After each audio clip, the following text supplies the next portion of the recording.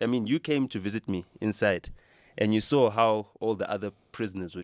NOTA, The Return, a journey through prison, justice, and the music industry. A shocking revelation. It was an explosive, nearly 2-hour conversation on the Hustler's Corner essay. NOTA Baloyi, outspoken music executive, industry disruptor, and now a man who has faced the reality of South Africa's justice system, laid bare his experiences. From his sudden arrest to the harrowing days behind bars, to his fight against corruption and crime, this interview was more than just a story.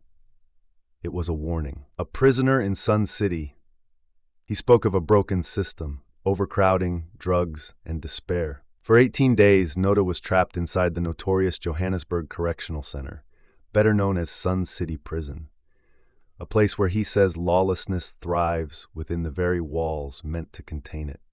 A cell designed for 22 beds held over 70 inmates, 48 men forced to sleep on the floor. There were 70 of us in our cell, 22 beds, which means 48 people don't have a bed. Diseases spread like wildfire. The stench of sweat, despair, and survival filled the air. It wasn't just the physical conditions that broke men, it was the mental warfare. He recalled a disturbing sight, a fellow inmate, his fists bleeding, punching a concrete wall repeatedly. His reason? Waiting for medication. In this world, there is no help for the broken. Drugs were everywhere. The prison had its own economy, ruled by violence and addiction. One drug, Wonga, a cheap heroin-like substance, was in high demand. But how did it get in? Corruption, cell phones, drugs, weapons, all smuggled in by the very people meant to enforce the rules, the prison wardens. The psychological toll. NOTA's time in Sun City changed him.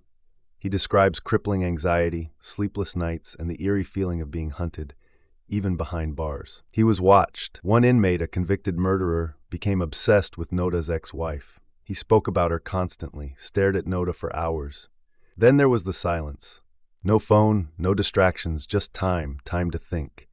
In a twisted way, it was the only peace he had felt in years. The arrest, who wanted him silenced? KO sent me to prison. That's what happened. But how, though? These guys actually tried to have me killed. It was a real thing. When I was in the States, I was on a run for my life because these guys were trying to have me killed. I could not come back to South Africa until I had a guarantee that people involved in Keenan's murder were arrested. The controversy exploded when NOTA named rapper KO in his allegations. His crime speaking out. After the assassination of South African rap icon AKA, NOTA raised questions. Uncomfortable questions. He didn't accuse KO directly, but he pointed a finger at KO's brother, who was AKA's road manager. Then the legal hammer fell. His legal team manipulated the system, exploiting his detainment in a mental health facility to build a case against him. Was this justice or revenge? A mental health nightmare. The most disturbing chapter of NOTA's ordeal wasn't prison, it was the mental institution. He was taken by force, labeled schizophrenic, drugged. A man known for his sharp mind, strategic thinking, and unfiltered opinions was suddenly cast as mentally unstable. Why? NOTA believes it was a deliberate attempt to silence him, to erase his credibility, to break him. Assassination, a crime that shook the nation. The murder of AKA sent shockwaves through South Africa. But according to NOTA, it wasn't a random hit. It was calculated, coordinated, covered up. He pointed to CCTV footage, suggesting that those closest to AKA knew more than they claimed. He named names. He took risks. Then he fled. Why? Because he feared the same fate. And when arrests were finally made in Swaziland and South Africa, NOTA didn't feel vindicated. He felt something worse, confirmation. The system is rotten. In South Africa, prisons don't rehabilitate, they manufacture criminals. NOTA called them criminal universities, a place where young offenders enter as thieves and leave as killers. And behind it all, money. Private prison corporations like Bosasa and G4S don't profit from reform. They profit from incarceration. The more men behind bars, the more cash they make. It's not justice, it's business. The North kids, a lost generation. Growing up in Johannesburg's elite northern suburbs, NOTA had access to privilege. But unlike others, he wasn't blind to the realities of South Africa. He criticized today's North kids, calling them soft, sheltered, and detached. He blamed social media, materialism, and weak values for their lack of resilience. But he was different because his roots kept him grounded.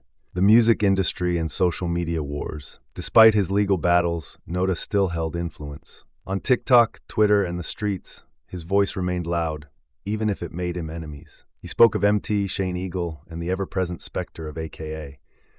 But through it all, his focus never wavered. Justice, truth, and revenge, they will pay. NOTA's words carried the weight of a man who lost everything, but refused to break. His message was clear. He would never forgive. He would never forget. And he would never stop fighting. The system tried to silence him. They failed. Is this his final chapter, or just the beginning? NOTA's return to the public eye has reignited discussions, justice, corruption, power, and above all, the truth about AKA's murder. This story is far from over, and as long as NOTA breathes, he will make sure the world never forgets. I didn't have a weekend without visitors. Every weekend, even you came through. A lot of people came through. I even managed to speak to Jub Jub while I was inside. He was also checking up on me, making sure I'm good as well. And some of his homies that are still inside, that are still serving out the rest of their sentences, were like, Jub, ute sick bag. So shout out to him for that as well. And yeah, man, I learned so much.